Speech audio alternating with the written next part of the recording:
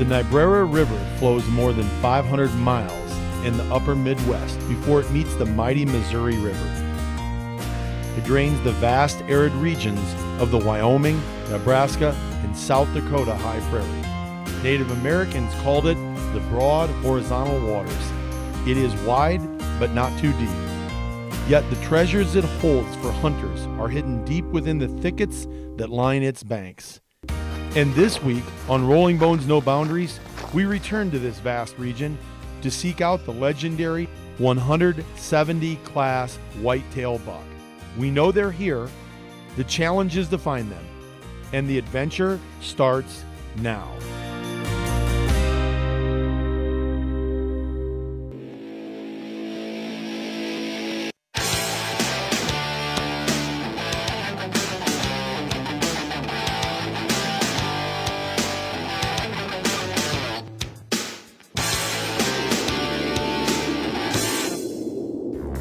Rolling Bones No Boundaries would like to thank our sponsors, the Montana Rifle Company, Leupold Optics, Armscore Ammunition, Seal One Gun Care Products, and Realtree Max One.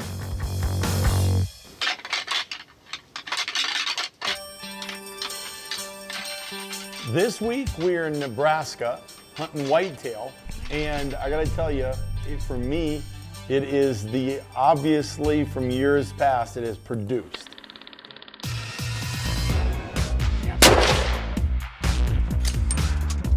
That's a giant. That's the biggest white I've ever seen.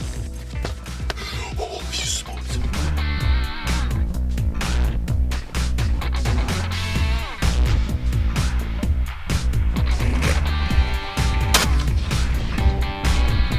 Yeah, that is a good old Cornhusker deer, isn't it? Heck yeah, it is. Look at that. This trip for us is one of those trips where we've been out, you've been hunting, we're spread out, we're going to the camps we go to, we're hunting some of the places we always go to, and we come back together and there's always a heightened anticipation. We get to the bone cave, we start loading the 2 trucks, because we always take 2 in case somebody kills out and needs to get back, because it is hunting season everywhere. And that's part of the with this. But the road trip's fun, huh? The road trips are always fun. And of course, whenever you stop anywhere, you're always messing around. I don't. I'm pretty conservative. I stick to myself. We are at 35 miles from our favorite whitetail hunt in all of the world. You got anything to say? We're in the favorite whitetail hunt in all of the world. Oh my God, Mark. Your brain is going. How do you sleep when you sleep, or are you screwing around too? I'm conservative to me. Right. The thing I love about it though is it is like to me it always feels like when you were a kid the night before Christmas. I don't know. I just love getting into Gobble and Grunt. I love getting down there and seeing Chris. I love hanging out with you guys. So let's go inside and get everybody set up, and I'll show you guys your arrangements, and you guys can move your gear in, and we'll do a little orientation, and we'll have festivities the rest of the night. All right, sounds good. My room was decent. You got the king size suite again. What's up with that? I know what's up with that. I know. Chainsaw. It's a disease. I have a real disease. Chainsaw I have storm. a real disease. This is the best part of this whole place, right? Because I expected Mark to be that way, right? Oh, we got a secret. I'm not sleeping in the bathroom. Yes. That's all you. That's perfect for me. Let's sell that. The king size bed out there is also available, so. Oh, that's mine. But 2 people have to sleep in it. That's not mine. Chris is just a hoot, and it's quite the location, and it is the state and the camp that we have that at any given moment you can see a booner jump out. This buck was harvested off this property, or off of one of the Prairie King properties that we have. 191 and some change. Unbelievable. As a basic. Yeah, he's the biggest 8 ever. He's a good one. We're pretty proud of him. It's a patience game there, and we're not used to hunting like that. We do. No. We're Spot and stock. spot and stock and glass. We do a lot of glassing pretty much everywhere we hunt. So this is like you said, it's a different mindset. And Yeah, you lower, got to slow it lower down. You gotta slow it quantity down. of deer, but you have some potential for super high quality. You know what? The first 2 days, you got to be prepared to let everything go that you don't want to fill your tag on the first 2 days, and then Every day of the hunt should just get better. Before season had started, and I mean the day before rifle season had started, we had seen 6 big shooters from 200 inches, legitimate 200 inches, down 150s, 160s. We have a 140 inch 8-point, we have a 150 inch 8-point, we have a 160 inch 8-point. This is the year of the 8s.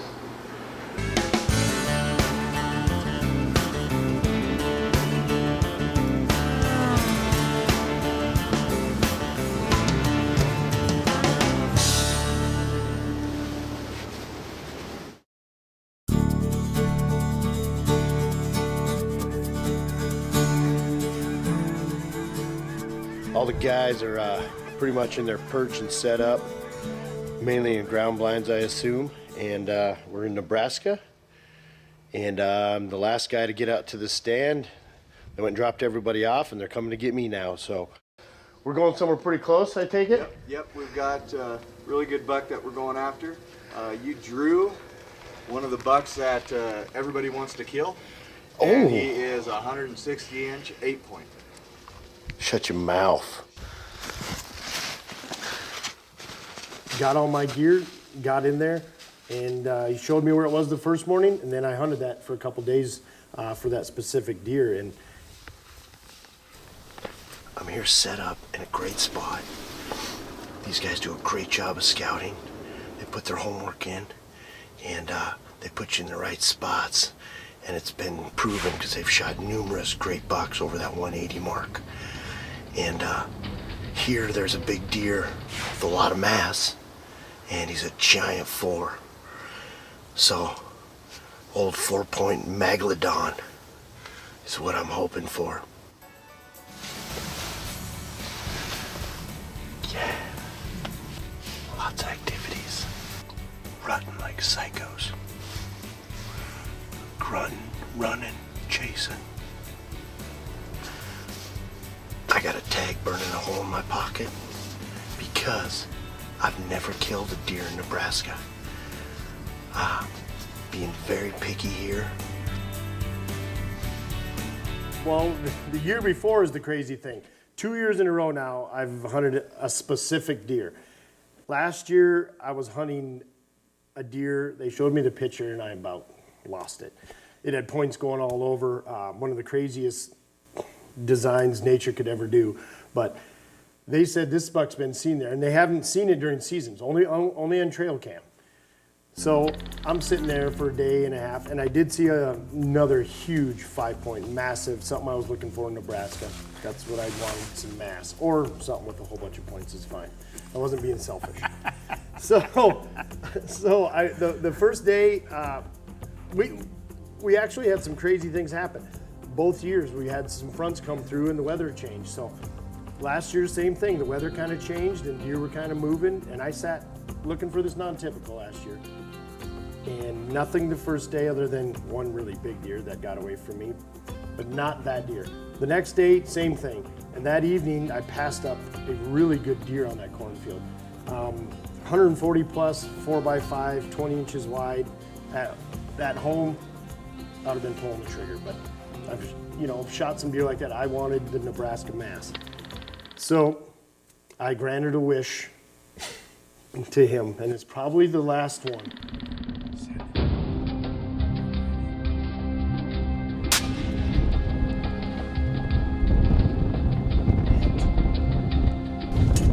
Yes! Yes, I smoked him. I think I shot a little bit back. But I thumped him. Thumped him. What a Sweet. What a crazy. Thank you, buddy. What a crazy. Congratulations, Great buddy. job, Oh my fella. gosh. Denny, thank you. Yeah, Get oh my in, you gosh. guys. Oh. 300 rum. 300 rum. Isn't that a What? crazy? Oh, What a deer. what a deer, Brian. Probably the last one. Because very seldom do you hand that to somebody. He says, I'll shoot that 145-inch 4x5. And I said, well, if you'll shoot it on camera, heck yeah, go ahead and sit there.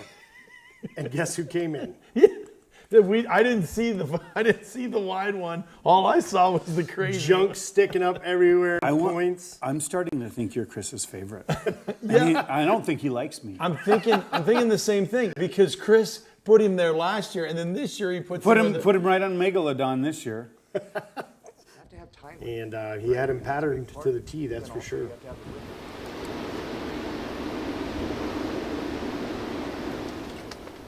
The sunshine should get him moving a little bit because it's not real nice out there, but it's sunny. Wow. Spoke too soon. The wind has not died down. Crazy. Good thing I brought my medicine. Gummy bears. That should get those deer up on their feet a little bit. Have them at least check some of these bedding areas. Looking for some does, I hope.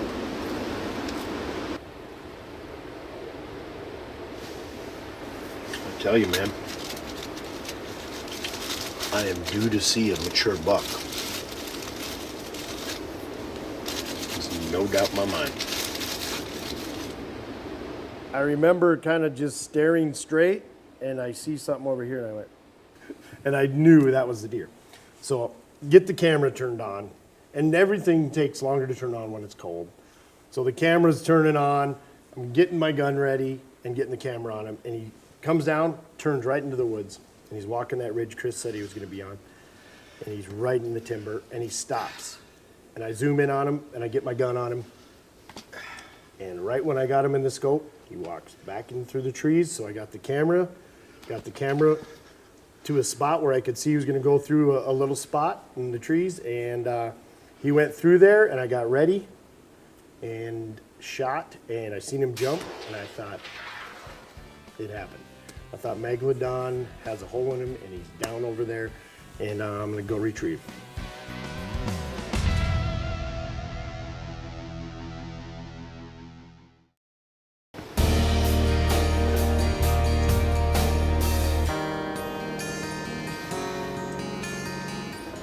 You drew one of the bucks that everybody wants to kill.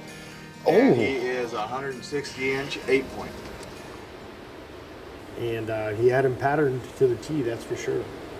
And comes down, turns right into the woods, and he's walking that ridge Chris said he was going to be on, and he's right in the timber, and he stops.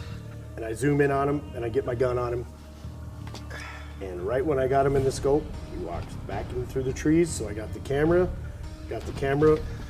to a spot where I could see he was going to go through a little spot in the trees, and he went through there, and I got ready and shot, and I seen him jump, and I thought, it happened. I thought Megalodon has a hole in him, and he's down over there, and I'm going to go retrieve.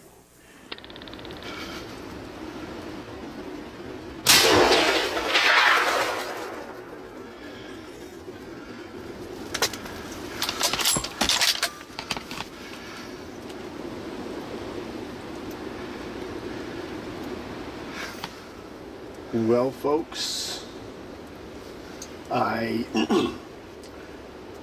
just missed that big 4-point. Not that I had the greatest shot opportunity, but I missed.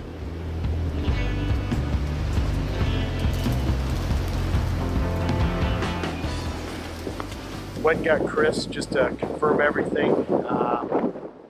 Bad news. Well, first of all, good news. I did not hit the animal, which is great news. The animal's not dead. The animal's not hit. I'll show you what happened.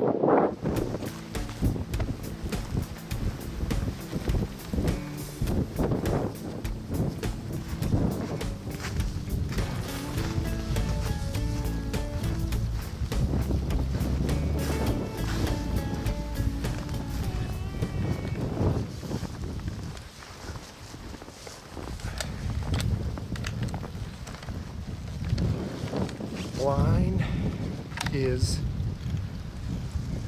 just under 200 yards. An old Megalodon 4x4 come right through here, right through the woods. I was self-filming today. So the big boy comes through the top of this ridge here, exactly like Chris said. I think within about 4 feet where he said he was gonna walk, literally. He said he's gonna be either down in the bottom working the trees, or he'll be on the midline of this ridge here. And he was midline on the ridge and sitting there daydreaming about 10:30 in the morning, and kind of caught some on my left side, and I thought, what in the heck's coming down the road? It was him. Comes down the ridge, you know, tried to grunt and stop him a few times. He had more than that on his mind. He was looking for some lady friends. And you know what? He went through this hole right here. I shot, and he jumped sideways on the video, which is always good to have the video. You can take it back and see, you know, if what happened and where you hit and everything. And he did jump, and I thought, man, maybe I got a hole in him. Well, I got a hole in something right here.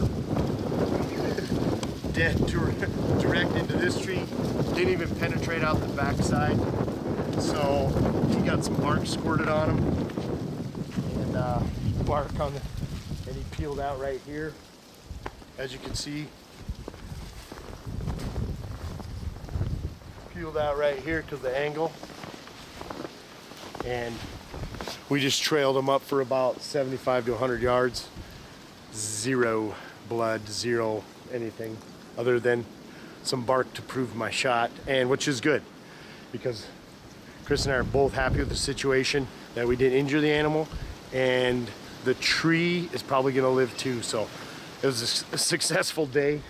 He claimed this buck was in here, and lo and behold, there he was, which I did trust him in the first place, but it's always nice to see him. So always trust your guides, you guys, because these guys know what they're doing. They work hard at what they do. So don't think you know more. You're going to their house, so listen to them. So I really appreciate the opportunity to get a shot at you like that. Do you think after all these years you might get a little buck fever when a big deer like that comes in? Every time. Every single time. I love it. Every time. I love it, man. Yeah. That's why we do it, right?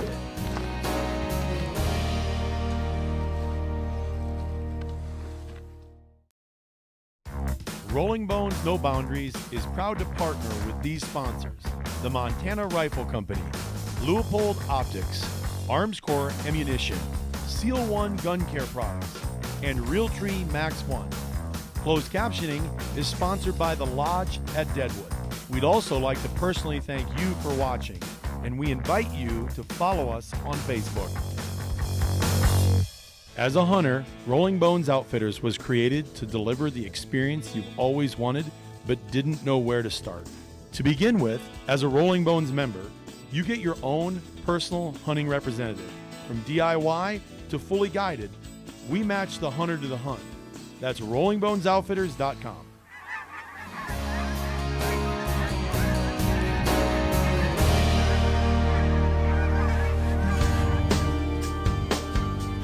Chris's camp, Gobble and Grunt, does a great job, phenomenal job.